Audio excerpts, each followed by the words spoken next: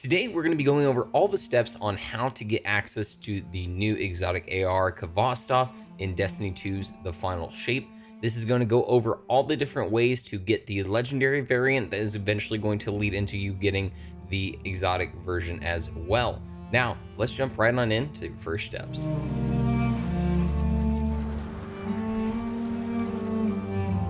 Now, first, you need to go to each of the three landing zones, the landing, the blooming, and the impasse, and find the regional chests that are located there.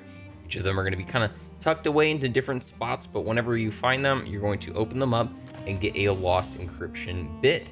This lost encryption bit is going to be key to getting access to the legendary variant of the Khvostov, which will eventually lead us to getting the exotic variant. Let's start with the landing in the bottom left corner. This is going to essentially just be one of the easier ones to go. You're just going to kind of look up and there's going to be this little apartment with some trees connected to it. Just jump up there, make your way on the small little platforms and just continue to move your way up. And there's going to actually be like a little cliffside that you can walk into, run inside, and in the back there within that apartment is going to be your first chest. Our second one's going to be one more towards the center of the map. You're essentially just going to have to make your way around and kind of try to find this small little hole that's in the ground. Make your way through and look down when you see this pit. There's actually going to be a feather available for you to grab as well within this pit. But if you continue to make your way down, there's going to be another little cliffside and your second chest available. Our third one is going to be behind a little waterfall over by the cliffside where there's the small little bridge.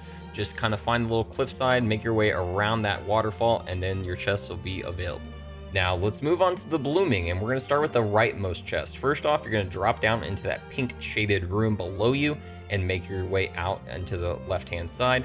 You're actually going to see the chest up on a small cliffside. Just make your way up onto that cliff, and you're going to be able to have your fourth chest available to you. Next up, we're going to go to the one that's more in the center of the map. This one's probably one of the easier chests to find because it's simply just at the top of a tree over by one of the areas where you do the Overthrow public events. This one isn't too bad. Just make sure you're jumping on the right branches, make your way up, and your fifth chest will be available. The final chest within the blooming is probably another one of the easier ones to find. It is simply just like tucked behind that same area where you just got the tree chest. It's just going to be in a little corner to the side. Our final chests are going to be available in the impasse, and the first one's going to be right in the middle. You're actually just going to kind of go towards that middle section where there's like the double stacked arena where you're able to fight bosses up top and bottom. Make your way to the side cliffside, and you'll see some steps for you to go to. Look across, and you should see your 7 chests available. Our 8th chest will be available over on top of the pyramid structure to the right-hand side. This one is another one of the simpler ones. Just simply scale your way all the way to the top, and that golden chest with your next code will be available in it.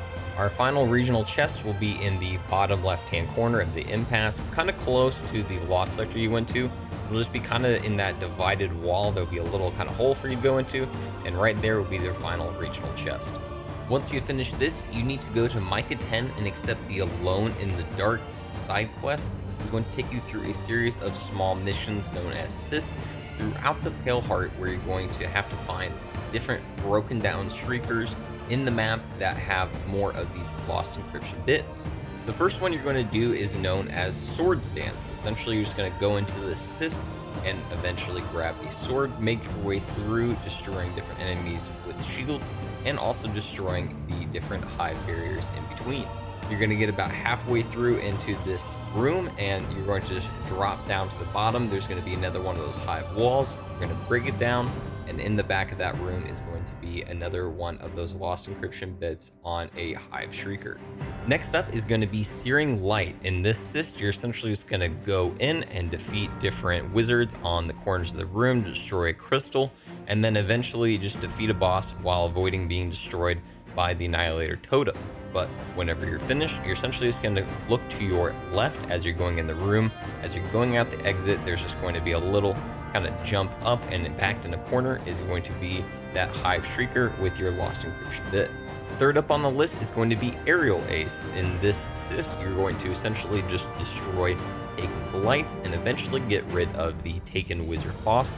Whenever you do this, the exit will be revealed and the lava will disappear. you'll make your way through, and on the right hand side will be a small little crack in the wall. You'll make your way in, find the Broken Hive Shrieker, and grab your next encryption bit. Our fourth one is going to be Moth Infested Cavern. Now, this one definitely tested my patience because, again, it is just full of these lucent moths just going around, but you're just going to go underneath the pedestal where the yellow ogre is, go around to the corner, and there's going to be your lost encryption bit. Do note that this is one you have to finish, so bring a solid weapon to deal with all of those crazy moths.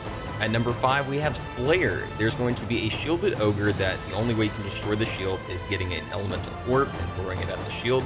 These will be defended by different lucent light bearers, so you got to defeat them, throw the orb at the ogre, and then do damage 3 different times. Now, once you finish off the ogre, in the middle of the room, there's going to be this large rock. Look at it, turn around immediately, and then you're just going to run straight, and there's going to be a tree in front of you, and right behind the tree will be that hive Shrieker that you can get your encryption code from. And our final sis is going to be Smothering Darkness. Now, this is going to take you in and have to fight Kelkris. The way that you're going to be able to fight him is just destroying the different acolytes' eyes that are going to spawn around the room. It'll drop his shield. It'll just do damage in between. But once you defeat Kelkris, there's going to be a small little cavern where there's going to be a large purple crystal above it. You'll just make your way into there and kind of stay near the floor. This is where it's going to be.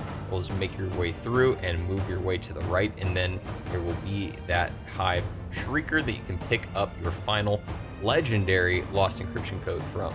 Now, make your way back to the impasse and essentially just go to where we started the entire story. You're going to make your way through the wall and actually go to the original chest that we opened up to get our original white variant Khvostov in Destiny 1. This is just a really solid way to kind of show some nostalgia and also respect to the original game. Now that you found the legendary Khvostov, you need to go around the Paleheart and find 8 different traveler trophies that are tucked and hidden away in different spots.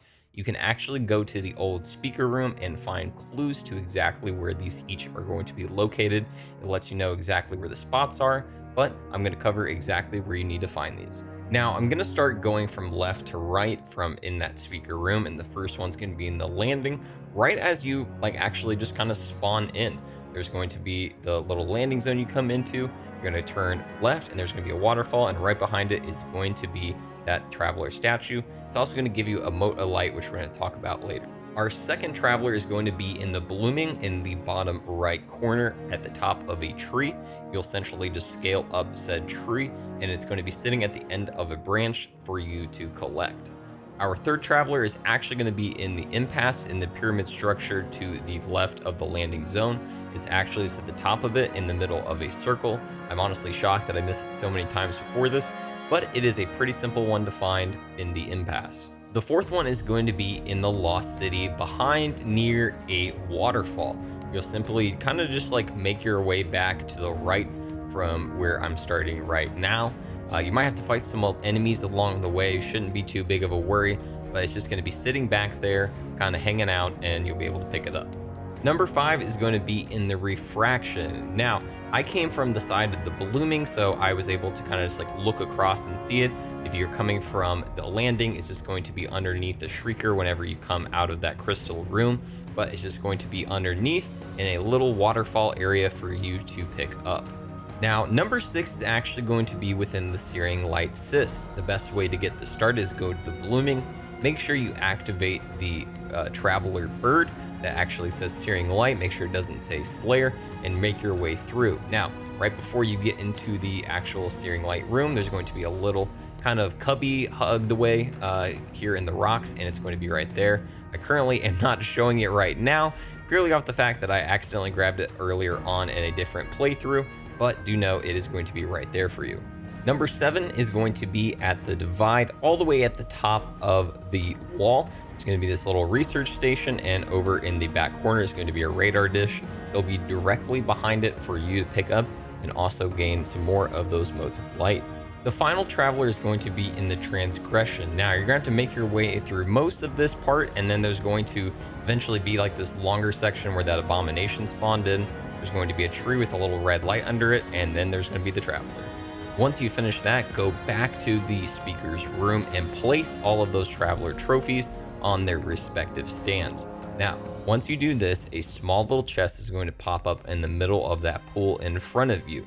You will notice as soon as you click on it or attempt to click on it, it's going to tell you that you don't have the current requirements for that time, which is going to lead into our third and final step. The final part of getting the Exotic Khvostov is getting 9 more motes of light that will drop from the 3 respective overthrow bosses in each of the landing areas. You need to complete all the different mini games that are within each of these overthrow areas to eventually get it to that 4th slot where you're going to have to fight the boss. Now, each overthrow area has 3 different bosses, so that means there's going to be 3 different motes of light to get from each section. I recommend starting and doing all of the blooming one first, because there is a taken servitor meatball that actually can, whenever it dies, it will actually shoot your mote of light across the map, so make sure you keep an eye on that. But once you defeat all 9 of these bosses, you will have enough motes of light to get yourself that Exotic Khvostov variant. Once you have all 17, return to the speaker's room and walk up to the chest. There will finally be a prompt to collect your loot and get your new Exotic Khvostov. This is actually going to be a really solid option for those looking to just kind of have a good primary that's able to do a lot of good ad clear. It's even really solid against just like yellow bar enemies as is. So have fun and enjoy getting to use this classic weapon with a new twist. Check the description down below for some more Destiny 2 videos covering everything going on in the final shape.